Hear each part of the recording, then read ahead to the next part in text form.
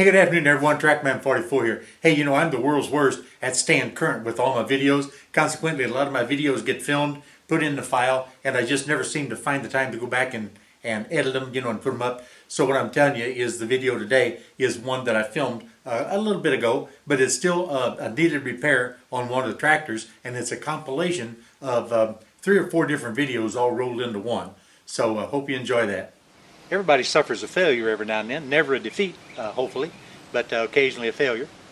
The other day we had a little bit of a happening with the right rear tire on this old Massey Harris. This is my tried and true old gal that I use all the time. The rear tires on it were original, I think, 1951 or 52. We've had a little bit of a blowout. I'm going to try to show a still picture of the condition of it right before it blew out. That'll be entertaining, but I'm going to show you what we got to do to change one of these rear tractor tires.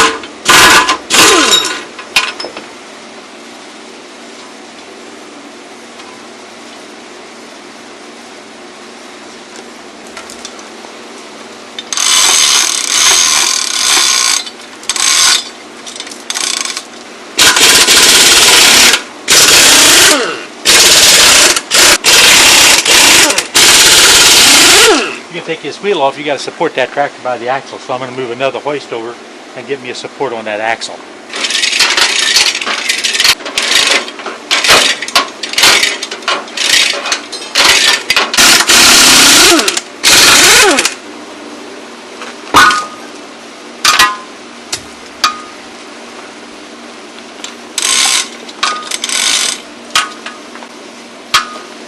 So there it is.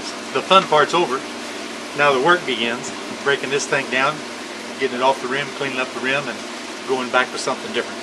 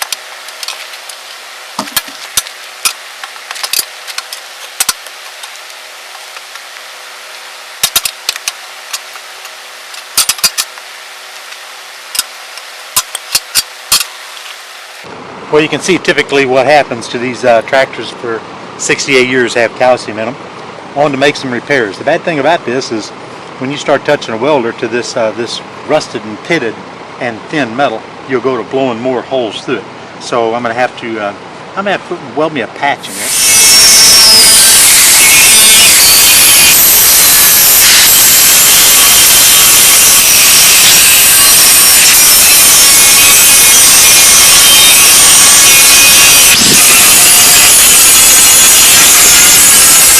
This is going to become the donor wheel.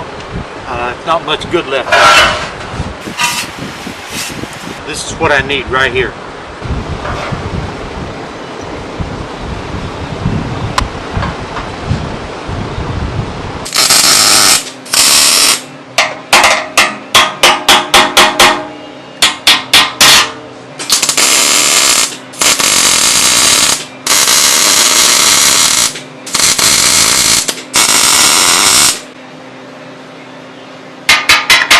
And you can see that's none too pretty.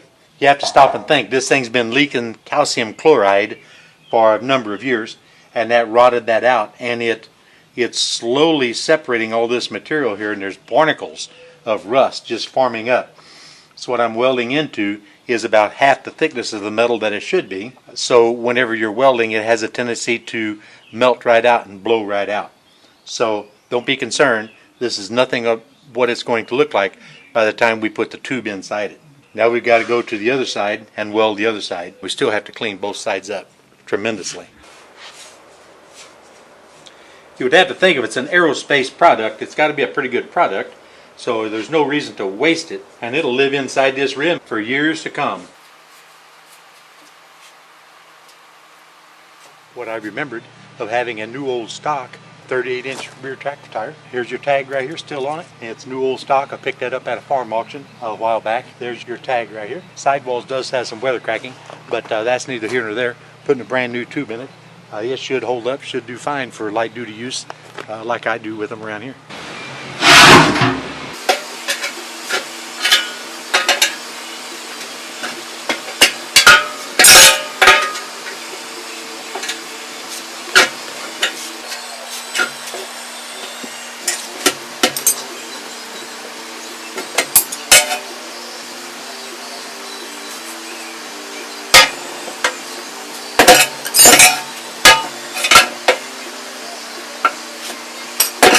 11.2 or 12.4 R36 38. It says for radial or bias ply tire.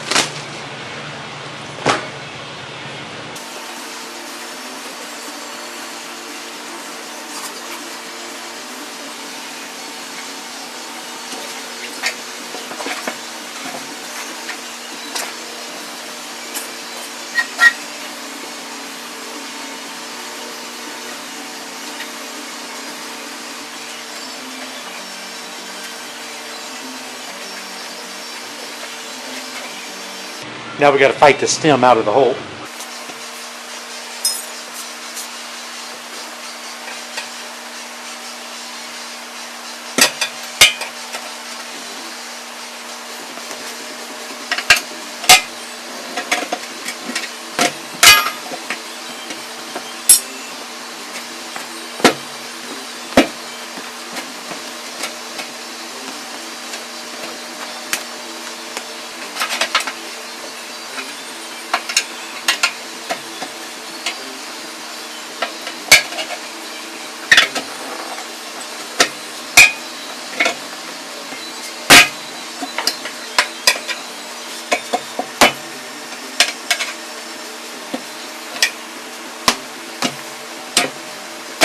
We get that stem out of there, we'll put some air pressure in, and we'll swell that tube, but we won't seat the bead. We'll swell the tube, and we'll go ahead and let it collapse again and kind of seek its own, so to speak. Instead of just filling it up one time, seating the bead and going with it. Now if you're lucky, that'll pull right over there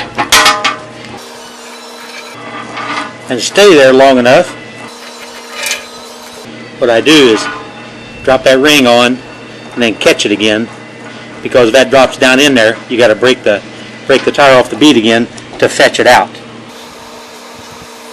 This is like a neoprene or a plastic threaded nut there that locks that stem. I like the old ones better, they were brass. But anyway, that should hold that there until we get air in it, and then like I said, we will air it up before it seats the bead, then we'll stop, pull this, and blow all the air out of it.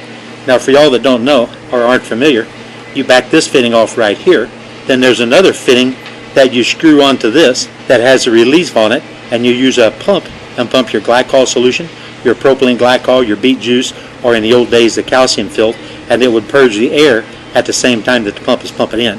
But nowadays I don't use any fluids at all in them. I just rely on wheel weights. Well, guys, like I said, that's a repair that's a couple of years old and is still working today. And I hope you all enjoyed that. And this is TractorMan 44, and I'm out of here, guys.